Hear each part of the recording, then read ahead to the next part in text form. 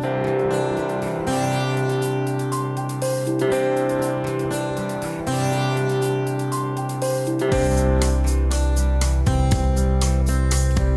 Positive Pause is a motivational-minded podcast covering topics women want to know about as they journey to and through menopause, focusing on subjects that impact women's health and healthy aging, including what it means to age healthfully.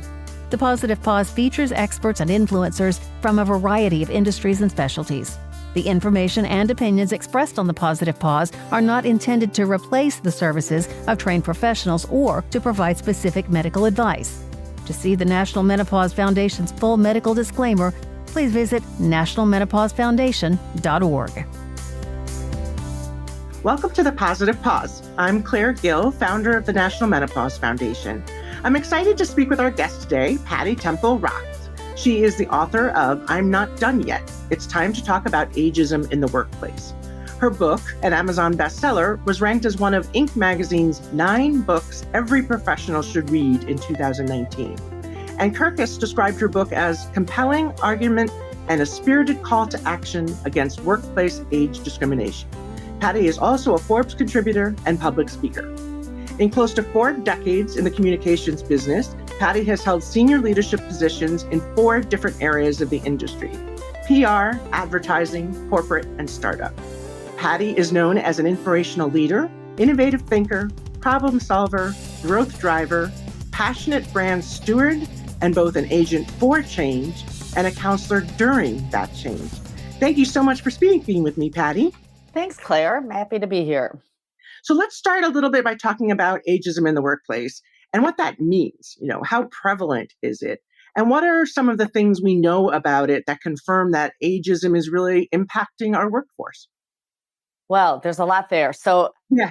I think that, when I first started thinking about this issue and wanting to write my book, I had this self-doubt, which I think happens to all of us. Like, is this really a thing, or is this just something that I've noticed or I've observed or is happening to me? And it is so a thing. It is so real and prevalent in the workplace. To answer your question, it is by far, like by a factor of over 2.5%, the most commonly felt and observed form of discrimination. So if you think about, gender discrimination, racial discrimination, 2.5 times more commonly felt and observed. And by observed, it means it might not be happening to me, but I'm seeing it happen to someone else in the workplace. And the ta-da moment for me about that statistic is it's also the least reported. So most commonly felt and observed, least reported. We're almost our worst enemy by not reporting it, because it is such a thing, and that it would be far better if it were more reported, but people just feel hopeless that there's not likely that there's anything that's going to be done, because it's a little bit, I always call it sneaky and insidious. And what happens to the older worker who's feeling it, it's never like, oh, you're too old, you're fired, or Right. You're too old, I'm going to put you on this list. It is more like, boy, I have this stereotype in my head that I'm not even sure that I know I have, or I'm not really going to articulate it. But I'm going to assume that because you're over 55, you're just not in it to win it anymore. And maybe your skills have even slipped a little bit. And so I'm not going to give you this really cool project that would allow you to soar Right. and show us how great you are. Or, I'm not going to invite this person to as many meetings as I used to do it, because I think they're on their way out, or they want to retire, or just, all sorts of things that are subtle. But if you're the one experiencing them and nobody has told you why, all of a sudden you aren't invited to the meetings, you aren't getting some of those projects, or much more common, you're not getting training, or you're not the one that gets to go to the, online Harvard MBA class about digital technology. And it's all too easy for most of us to assume it's our fault. Well, maybe I am slipping, or I am getting older, or maybe I did something. And so that's partly where this whole vicious cycle of not speaking up about it starts to happen. And then before you know it, maybe you aren't as good. I mean, it Right. literally could be, oh, I'm not participating in the conversation because I feel out of it. So my boss isn't noticing the value that I'm bringing to meetings as much. So it's just, So why bother? Right. yeah, it's just kind of, it's any discrimination is awful, period. But then when it's sort of surrounded by this conspiracy of silence, I think it just makes it that much worse. Yeah. This comes to me a little parallel between what it was like for working women too, and when you were going on the baby track, right? Right. Similarly, we were dinged twice in life. First, when we're, going through the reproductive years, and then people do the exact same thing. Like you said, it's not said, but it's like, oh, she can't travel because she's pregnant or she has children. Oh, she's going to be going on the mommy tracks. We don't want to put a big project under her leadership kind of thing, and that happens then. And then, like you said, then it comes back at the end, like we said, at the menopause stage that says, oh, now she's too old to actually be doing these things. And I know, as you mentioned, in your book too, that ageism isn't just about women, but I think we probably would see examples of how, women probably see it at a greater level. So let's talk a little bit about your specific story. Again, what motivated you to write a book about this then? Honestly, I didn't necessarily set out intending to write a book, but I started to my spidey senses went up and I started to observe it a little bit more often. And quite honestly, it happened to a very close friend who was also my boss, who was a mentor, who was a complete rock star in the corporate world. She was the first woman to break through the executive ranks at this company that we both worked for. And exactly what I just described started happening with her. Like, she wasn't involved in some decisions that she used to be in, some meetings and some other things. And I knew it just didn't sit right with me. And I had the opportunity to ask our CEO about it. We were at a business gathering, cocktail party kind of thing. And I felt like it was a really safe place to have this conversation with him because he had put her in the job and I knew he knew how great she was. And so I just asked him, hey, what's going on with her and what can I do to help? And his answer, at first put me off and then kind of shocked me. And the first thing he said was, well, don't you see this could be good for you? Which I thought was, who among us, well, sadly, maybe there's some, but I certainly didn't want to, quote, get her job, Right. for any reason. But then the second thing he said was, and, she's been doing this for a really long time. I think she was 55 at the time. And I think maybe she's just tired. And so tired when like the lights in my head and then everything was just going bonkers, because anybody that knew this woman like I did knew that that's never a word that you would use to describe her. She has more energy than anyone I've known, was not tired. That just wasn't true. And so that just was when I first realized, okay, there's this subliminal, subtle, tired is another way of saying old. Right. Again, old at 55. And so I just... Can I ask, how old was he, roughly? 56. Yeah, exactly. Yeah, 50, pretty much the exact same age.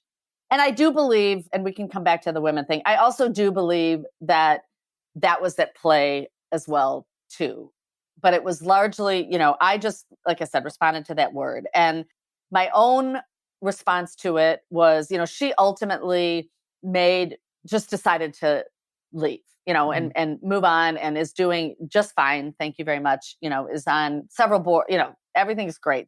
When I sort of moved on from being concerned about her, I went naturally to myself and like, all right, I'm not going to let this happen to me. I am not going to be, nobody's ever going to say that I'm tired, or I'm not going to be the last to sort of notice this thing. And so at the time, and this was over 10 years ago now, I then went, online to read what I could about ageism in the workplace. I bought books, and every single thing that I read was about how I needed to change, the things that I needed to do. I needed to start planning for my second act career. Maybe I would want to open a boutique, or, because I love collecting art from around the world. It was just all these. And so I'm making lists of all these kinds of things that I might want to do. But it didn't even dawn on me when I was reading this, how sort of wrong the framing was. The framing was, it's your problem. The workplace is right to do this to all of us at a certain age. So be ready for it, So then it also, at that point, and I don't remember, I was probably in my late 40s, or I'm thinking, yeah, there will come a point where I don't want to do this anymore. And so this is what I thought I was getting Mhm. ready for. Well, then it did happen to me. And I was completely caught off guard. And it wasn't, I was basically just put in a job that didn't feel as meaty or meaningful or sort of in it to win it. I wasn't let go. I wasn't, nobody took any salary away from me. I mean, so in a way, I don't have as much to complain about as a lot of people, but I also, that was sort of when it was like, a thunderbolt hit me, because I thought, oh, what's wrong with all of those books is I shouldn't have bought the assumption that I would be ready to go do something else, because I'm not. I'm Right. at the height of my game. I still have a lot to contribute. I don't want to go open a boutique. Maybe someday I will, but I don't now. And so I wanted to do something different. So I wanted to do something. So I didn't necessarily plan to write the book, but I did write a blog that basically, sort of talked about my journey with this, and the fact that I quit a job without another job, which I'd never done, and I wrote about, I really don't know what I'm going to do next. I either need to try to find another job at 55, 50, I forget how old I was now, or, maybe I'll do some consulting. And then I thought, or maybe, I'll write something. All I know is I'm not done. And the response to that email was quick and loud. And it was so many people thanking me for saying it out loud, because so many people, I think, had felt it and, just as I talked about at the outset, not felt comfortable saying it. But I also was really gratified. I heard from younger people who said, I saw this happen to my mom, or I saw this happen to my dad, or, I heard from a lot of 30 something and 40 something who are, I see this in the workplace and I know it's a matter of time. It's going to happen to me. And so that's when my whole mindset shifted to, I'm not going to write about how we need to protect ourselves and have our second job ready to go. I'm going to write about how the workplace is wrong, and the workplace needs to change the way that it thinks and approaches this whole thing. So that's when I just decided to write the book. Well, that's like you said, the different mindset is what's so important. And I think, interestingly, as our population ages and the longevity of how, long we're living changes, this is something very different that I think, I have no doubt ageism in the workforce was always happening, but there was that mindset where people only wanted to work to 55 and then they went off and retired and were grandparents, and that was it. And that's what they wanted to focus on. I mean, again, that's like very old school sort of stuff, but we're still in that mindset in the workplace, yet the workers haven't, like you said, Yeah. 50, Well, it's midlife, you're just like, I'm just getting started. I know now what I really should be doing in this job.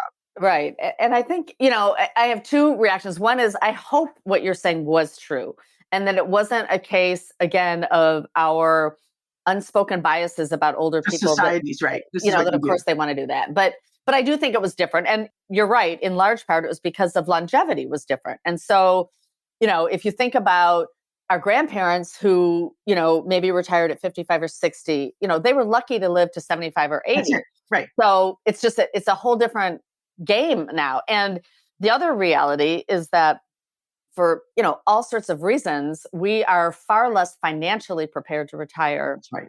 as well. And so for many people who are pushed out of the workforce before they're ready, they have a long life ahead of That's them right. to That's try right. to pay for, that is challenging. And, society ultimately may end up taking care of far more older people than they're able to take care of anyway, as a result of this. So it's in our best interest as a society to let people continue to work as long as they are able to and want to, And really productive, right? so And we talked productive. about there's so many different areas, where it seems you're allowed to be older in the workforce, depending on the profession, depending on the industry, and then others where, again, if you miss a step, you're considered, old. So I'm thinking, obviously we're based outside of Washington, D.C. Well, you can be a member of Congress and a senator well into your 80s, Yeah. 90s in many cases,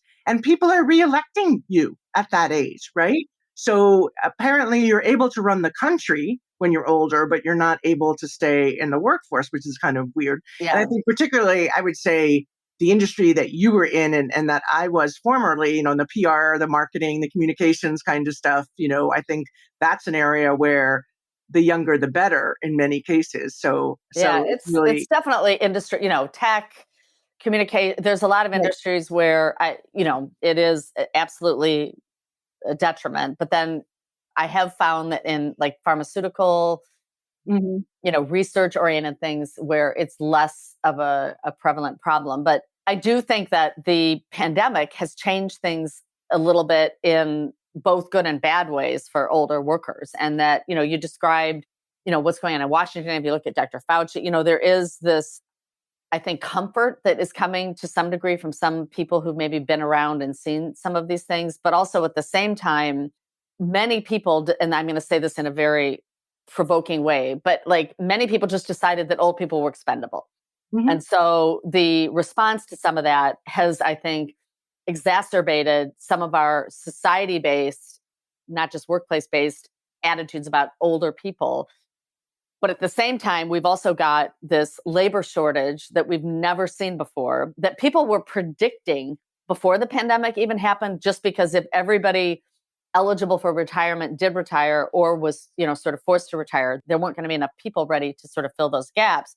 And it's just interesting to see how the, great resignation that's come as a result of the pandemic has really changed the game. But I think far too people are saying, you know what, we got to really look long and hard at that older population group that we decided wasn't that valuable to us, because I think that that is the first place I would look. And, I it's interesting. I read about a company that was literally calling back people that they had fired for mm, poor performance or, sort of like always being late or missing too much work or whatever. They're so desperate. And I'm like, how about the people that you forced out? Like, that's let's, right. Right. start going back and looking there. Not thinking about that, right? But it is something that, again, like you said, the pandemic has put a focus on in a different way. And we were talking about that even in healthcare, the incredible shortage of nurses and nurse Yeah, practitioners and physical assistants. Those older workers who retired that still have their nursing license are getting called back, right? yeah, But that, it's really important. And as you said, that's not something that we necessarily might have seen had it not been for this worker shortage.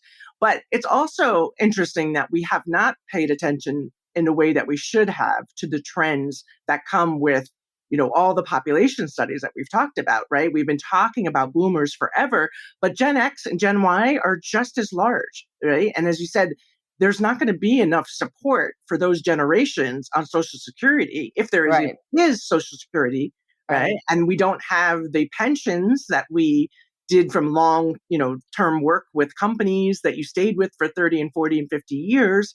That's changed so dramatically. So it feels like we've been operating so much in just the immediate and not looking about what comes with the long term. And that's something that's really an issue, which brings up a little bit of, my particular interest in interviewing for the Positive Pause about how we're talking about menopause these days, right? And so the good news is there's been more conversation around women at menopause and what that means and what's happening to women at this change of life, right? But it also seems like, as we talk about it, it potentially puts more women at risk for being called out as their age, right. of that. And so, what do you think needs to happen? Particularly, like we said, it's not the woman's problem to solve, right? This is something that we need to address with the employers. What do you think we need to do to keep menopause from being yet another reason that women are singled out in the workforce and pushed out too soon? Yeah, I think it really goes back to what we were talking about before. And it's interesting because I do feel so I'm writing a second book. I'm still not done, which is because for a couple of reasons. One, I wanted to write about the pandemic and its impact on that. But I didn't give enough attention to women in my first book. I did that purposefully because I thought ageism is the one form of bias that affects everybody. Men, women, Black, white, Hispanic, doesn't matter what, you're still potentially at risk. And so I didn't want to sort of run the risk of sort of bifurcating my support team. Everybody, let's all go, let's create this movement. But I realized that wasn't fair because women do have it, a lot harder. And it's just, I think you just sort of look at the stacked against you. Like, well, first I've got this bias, then I've got this one, then I've got this one. And so I'm going to go back to a thought I had at the very beginning of the podcast when you were talking about the mommy track issues and comparing that to sort of the silence surrounding ageism. I literally, my same friend and boss was told when she got, sort of a big job, and this was 40 years ago now, but that, don't bring pictures of your kids to the office because all that does is just you're just sort of inviting speculation that maybe you're not going to work as hard or blah, blah, blah. And so by the time that advice, she didn't do it because that's just kind of who she is. And so by the time that happened to me and I had my son later in life, I'm like, hell no. Like I had pictures everywhere and, artwork and things like that. And I was, sort of proudly a mom at work. And I think I did a lot of good by that, and I remember at one point I canceled a big global meeting because my son's team was in the Little League World Series. And I said, why? I said, I'm canceling it because my son, blah, blah, blah. And I got more credit for doing that probably than anything I've ever done in my career from parents, not just moms, but who appreciated you're living your life as a working parent. Thank you for doing that. So I think that's the answer to menopause. We have to live our lives as women who are getting older and women who have by just no choice of our own, but we go through menopause and some of us have it worse than others. And by keeping it hidden, we're not sort of doing anybody any good. And for no other reason than if we're able to keep it hidden, we're going through and everything's going swimmingly and we don't tell anybody, hey, I just killed that meeting or that presentation. And by the way, I've been having hot flashes or this is happening. We could be doing a lot more good by sort of letting people know that. And similarly, if we need somebody to understand and give us a break for a few minutes, a few weeks or whatever, because this is this thing that we are going through that has some physical and emotional components to it, I find that most people are pretty decent. There will always be people who aren't, but I think this whole, like I said, the conspiracy of silence because we're afraid that it could hurt. And it might, there are going to be jerks that could say, again, back to our earlier example, well, I'm certainly not going to give Claire this opportunity because she's been open and honest about, sort of what she's going through. But I think that it's better than just keeping it all, under the table. Because even if you do miss the opportunity, it does end. We do get through it. And then you say, okay, I'm ready to go.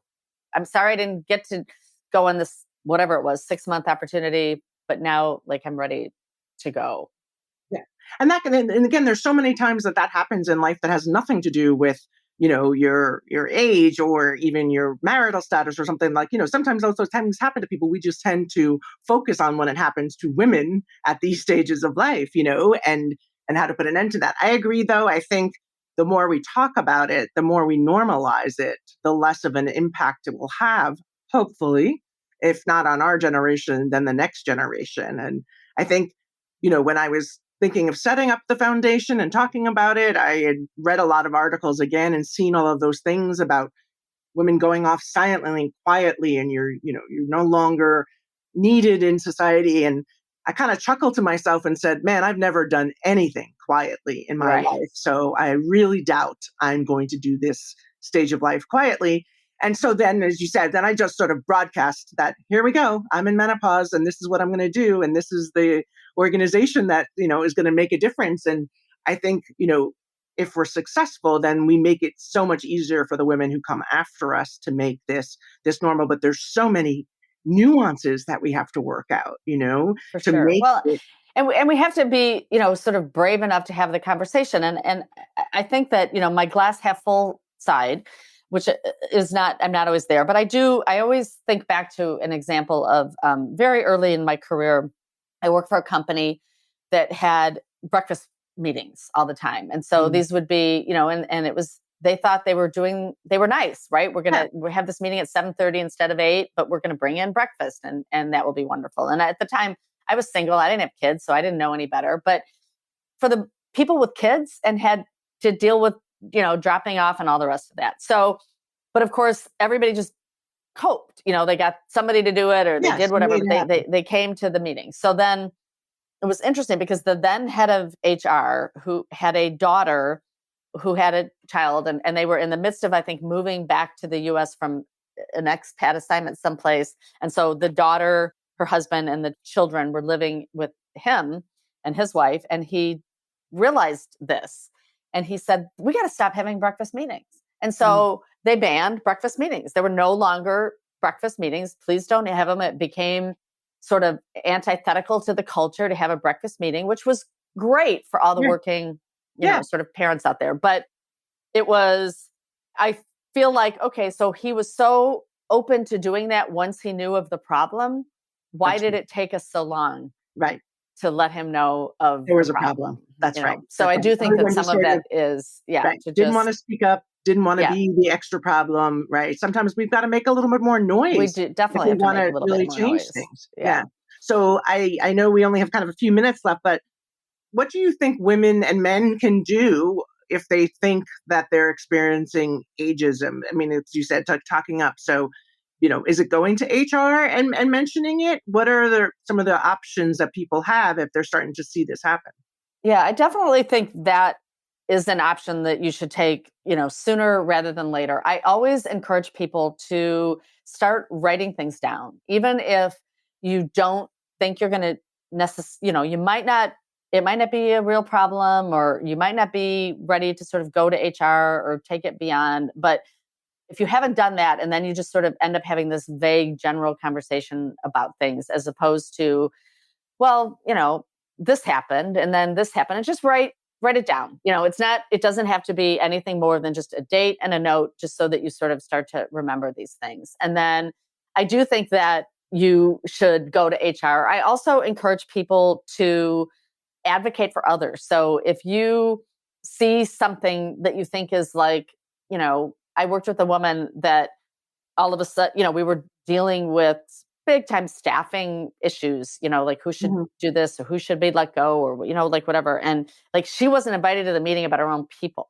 And so I just went to her and said, what the hell, like what are we? And so then she felt empowered and emboldened. So it's not just going to HR to advocate for yourself. It's just paying attention. Years ago, somebody said to me, everybody talks about corporate culture and, how important it is. And someone said, yeah, we all say that, but turn down the volume and just watch the movie. What is the company actually doing? And that is, I think, really important. And so I, encourage anybody who just wants to sort of be an advocate to just let those senses perk up a little bit and pay attention to what's going on. And, it's the old, if you see something, say something, but it is just even giving people permission to talk about it themselves is going to sort of empower them. And then if it's really bad, either bad for you or bad in the organization where you feel like there's been lots of it going on, I mean, there are legal remedies that you can take. Right. Lots of age discrimination suits are one. Yeah. And it is somewhat of a last resort, but it's a really good way to get a company to wake up and say, whoa, we got to make some change here. We got to do some things differently. That's good. Well, I love that. I love the idea again of empowering yourself with knowledge, first of all, about what's happening, and then, advocating for yourself and others. That's a good lesson across the board, but particularly as we're thinking about ageism. So I know we're out of time. So thank you so much, Patti, for sharing. Oh, my pleasure. Thanks for taking on this topic, and they are certainly closely related. So yeah, they really are. And I think, again, we're going to have to tackle both of these major issues as we really address what women midlife need and beyond. And so we'll keep at that. And I really appreciate that. And I will make sure that we post information about you and your website along with the notes for this podcast so that everyone can follow up and get more great information from you. I hope everyone who's listening enjoyed the podcast as much as I enjoyed it. If you do, please do two things. Subscribe to the Positive Pause podcast so you never miss an episode, and share the information about this podcast with your family and friends. Thanks again to my guest, Patti Temple Rocks, and thanks to you for listening. We hope you'll all tune in on another episode of The Positive Pause.